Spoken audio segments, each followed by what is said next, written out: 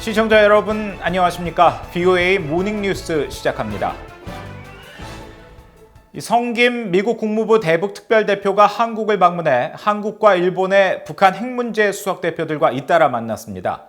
성김 대표는 미국 역시 대화, 대결 어느 쪽이든 준비돼 있다면서 조건 없는 만남에 북한의 호응을 기대한다고 밝혔습니다.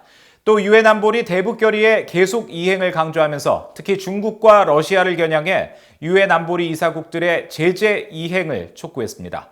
서울에서 김시영 기자가 보도합니다. 한국을 방문 중인 성김 미국 국무부 대북정책 특별대표는 먼저 노규덕 한국 외교부 한반도 평화교섭 본부장을 만났습니다.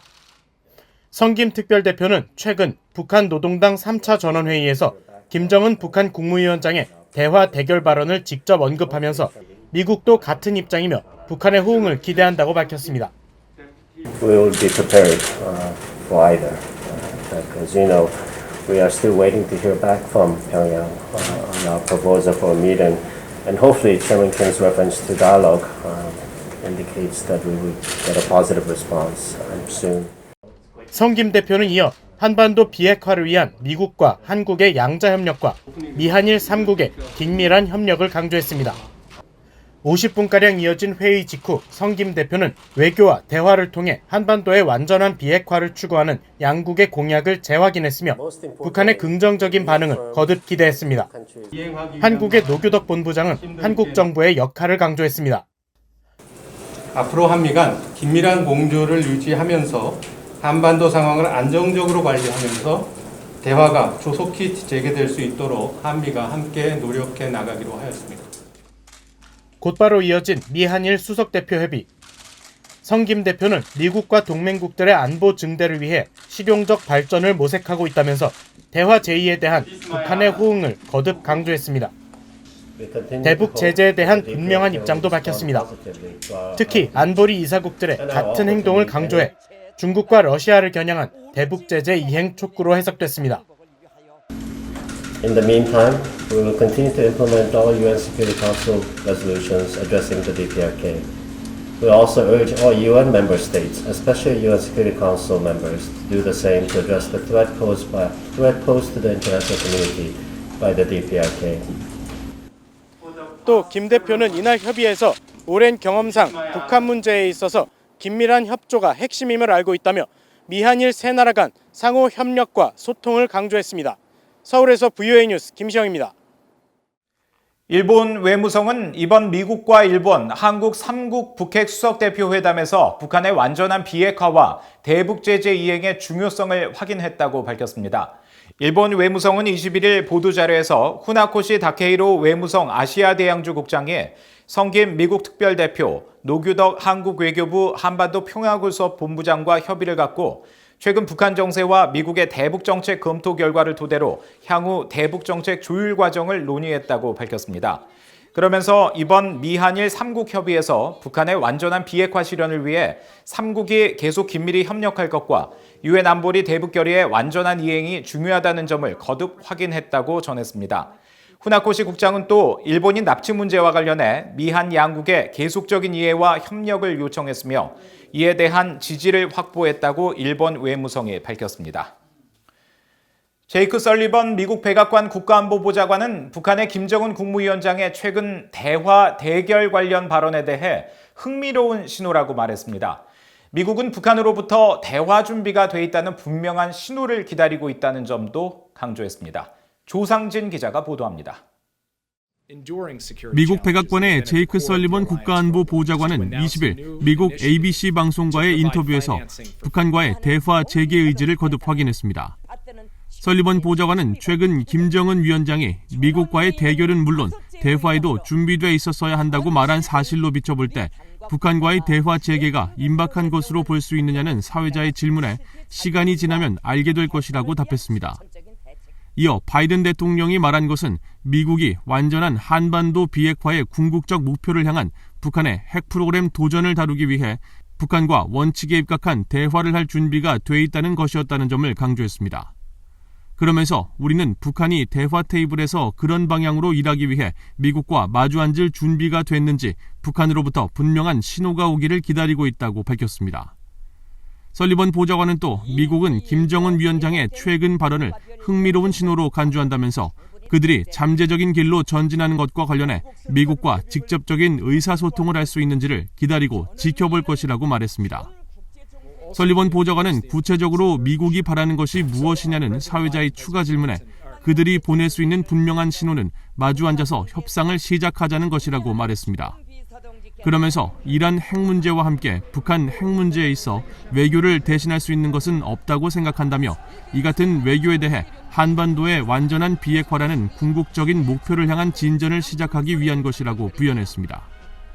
앞서 북한 김정은 국무위원장은 지난 17일 열린 노동당 전원회의에서 한반도 정세와 관련해 대화에도 대결에도 모두 준비돼 있어야 한다고 말했습니다. 김 위원장의 발언은 바이든 행정부 출범 이후 처음 나온 대미 메시지로 주목받았습니다. VOA 뉴스 조상진입니다. 북한에 장기간 억류됐다가 혼수 상태로 미국에 송환된 뒤 엿새 만에 숨진 대학생 오토 원비어 씨의 4주기를 앞두고 미국 의회 상원의원들이 외부 정보 유익과 관련한 북한 정권의 검열과 감시 활동을 겨냥한 법안을 발의했습니다. 이 원비어의 이름이 붙은 이 법안에는 미국 대통령이 관련 전략을 의회에 보고하고 연방 정부기관에 연간 $1,000만 지원하는 내용이 포함됐습니다. 함지아 기자가 전해드립니다. 미국 의회 상원의원들이 초당적으로 북한의 검열과 감시 활동을 겨냥한 법안을 발의했습니다. 공화당의 로버트 포트만 의원실은 17일 보도자료를 통해 해당 법안은 포트만 의원과 민주당의 셰로드 브라운 의원, 크리스 쿤스 의원이 공동 발의했으며 앞으로 5년간 북한의 검열과 감시 활동에 맞서는 것을 주요 내용으로 하고 있다고 밝혔습니다. 법안에는 구체적으로 미국 대통령이 법률 제정일로부터 180일 이내에 북한의 억압적인 정보 환경에 대처하기 위한 전략을 만들어 의회에 보고하도록 하는 내용이 담겨 있습니다. 또 미국 대통령이 관련 행위에 연루된 자들의 미국 내 또는 미국에 관할 건이 미치는 곳에 있는 자산을 차단하거나 비자 발급과 입국, 임시 입국 허가 등의 부적격성을 부여하는 등의 방식으로 제재를 가할 수 있도록 했습니다. 또 BOA 등을 운영하는 연방 정부기관인 미국 국제방송처 USAGM의 회계 연도를 기준으로 2022년부터 2026년까지 연간 $1,000만 예산을 지원하는 내용도 포함됐습니다. 로버트 포트만 의원은 오토 원비어는 억울한 죽음을 당했다면서 이번 법안은 원비어의 죽음을 계속 기억하고 잔혹한 북한 정권이 그의 죽음과 여러 인권 유린 행위에 책임이 있다는 점을 분명히 하는데 도움이 될 것이라고 강조했습니다. 셰로드 브라운 의원도 우리가 오토 원비어를 기억하는 것처럼 자국민과 수년간 억류된 이들에 대한 북한 정권의 인권 유린에 맞서겠다는 의지를 재확인한다면서 우리는 북한의 엄격한 감시와 검열 정책을 끝내고 원비어를 기리기 위해 북한을 계속 압박할 것이라고 강조했습니다. 원비어의 고향인 오하이오주를 지역구로 둔 포트만 의원과 브라운 의원은 지난해에도 원비어 사망 3주기를 맞아 그의 안타까운 죽음을 기리는 결의안을 발의하고 북한 정권의 잔혹한 인권 유린 실태를 강력히 규탄했습니다. Many others, in addition to Otto Warmbier, have been subject to those human rights abuses, including the North Korean people, whom they continue to repress, even starve and mistreat.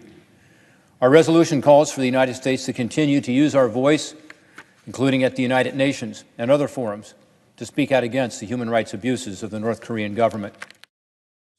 이번 초당적 법안에 대해 원비어의 부모인 프레드 원비어 씨와 신디 원비어 씨는 의원들에게 감사 인사를 전했습니다. 원비어 부모는 그러면서 이번 법안이 북한의 변화와 주민들의 삶을 개선하게 될 것으로 기대한다고 밝혔습니다. VOA 뉴스 함지아입니다. 북한에 장기간 억류됐다가 혼수 상태로 미국에 송환된 뒤 엿새 만에 사망한 미국인 대학생 오토 원비어 4주기를 맞아 그의 얼굴을 새긴 부조상과 북한군에 의해 피살된 한국 해양수산부 공무원 이대준 씨의 부조상이 서울주재 UN 인권사무소에 전달됐습니다. 부조상을 제작한 한국 조각가 방주혁 씨와 한국 내 민간 연구단체 트루스포럼 김은고 대표는 21일 서울 UN 인권사무소에 원비어 씨의 부조상과 지난해 9월 서해 연평도 해상에서 근무 중 실종된 뒤 북한군 총격에 의해 피살된 한국 해양수산부 공무원 이대준 씨의 부조상을 함께 전달했습니다. 두 부조상은 스위스 제네바 유엔 인권위원회에 공식으로 제출될 예정이며 이매슈 포카렐 유엔 인권사무소 서울 부소장은 VOA에 조각가와 단체의 뜻을 잘 헤아려 부조상들을 유엔 본부에 잘 전달하고 전시하도록 하겠다고 밝혔습니다. 원비어 씨는 지난 2016년 대학생 신분으로 북한에 여행하다가 북한 당국으로부터 정치 선전물을 훔치려 했다는 혐의로 15년의 노동교화형을 선고받고 약 17개월 동안 북한에 강제 억류되다가 혼수 상태로 미국에 송환된 뒤 엿새 만에 사망했습니다. 미국 텍사스주에 주둔 중인 미군 육군 기갑여단이 6월부터 한국 순환 배치를 시작했으며 이를 통해 철통 같은 미한 동맹을 지원하고 준비태세를 확립하게 될 것이라고 미 육군이 밝혔습니다. 미국 8군 사령부는 19일 보도자료를 통해 미국 텍사스주 포트 블리스에 주둔한 제3기갑여단, 일명 불독 여단이 이달 초부터 한국 순환 배치를 시작했다면서 3,700여 병력과 M1 에이브람스 전차 등에 동원돼 9개월간 한국에서 전투 지원과 훈련 임무를 수행한다고 전했습니다. 사령부는 불독 여단이 한국에서 미국 8군과 2사단, 미한연합사단과 함께 훈련하면서 준비태세 확립과 한반도 작전 환경에 적응할 것이며 이번 순환 배치를 통해 미한 양국군의 협력을 발전시키고 철통 같은 미한 동맹을 지원할 것이라고 밝혔습니다. 이상으로 VOA 모닝 뉴스를 마칩니다. 시청해주신 여러분 고맙습니다.